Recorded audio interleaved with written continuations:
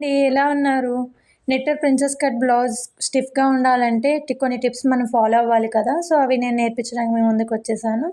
అయితే నేను ఈ క్లాత్ తీసుకున్నాను. ఈ నెట్టెడ్ క్లాత్. దీని మీద నేను ఆల్రెడీ క్రేప్ లైనింగ్‌ని పర్చేసుకున్నాను చూడండి. ఇదేమో front part, second part princess cut blouse కదండీ! ఇదేమో ఫస్ట్ పార్ట్. ఇదేమో బ్యాక్ పార్ట్. ఇదేమో హ్యాండ్స్ అనమాట.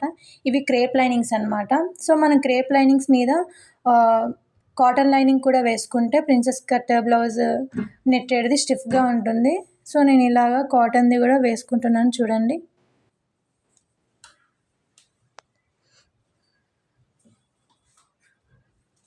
ఇదిగోండి. నేను ఆల్రెడీ కట్ చేసి పెట్టుకున్నాను. ఇలా కట్ చేయడానికి ఇవన్నీ వేసుకోవాల్సిన అవసరం లేదు. కానీ మీకు చెప్దామని చెప్పి నేను ఇలా పరిచి చూపిస్తున్నాను. ఈ 2 ఉంటే నెట్టెడ్ బ్లౌజ్ స్టిఫ్‌గా ఉంటుంది. సో, నేను ఇప్పుడు కటింగ్ కూడా చేసేసుకుంటున్నాను చూడండి.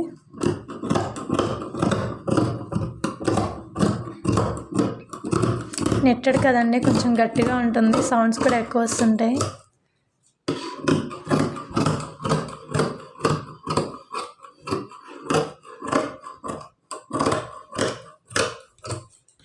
ఓకే, హ్యాండ్స్ పార్ట్ కట్ చేసేసుకున్నాను.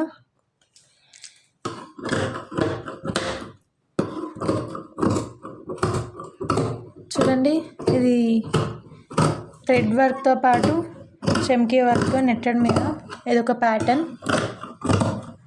ఫ్రంట్ పార్ట్ ఫస్ట్ది కూడా నేను కట్ చేసేసుకుంటున్నాను. ఓకే, అయిపోయింది ఇది కూడా.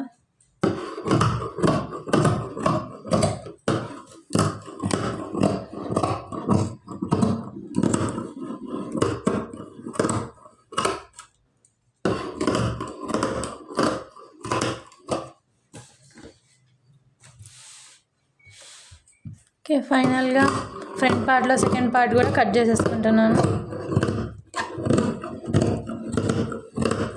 ఇవి చాలా జాగ్రత్తగా కట్ చేసుకోవాలి.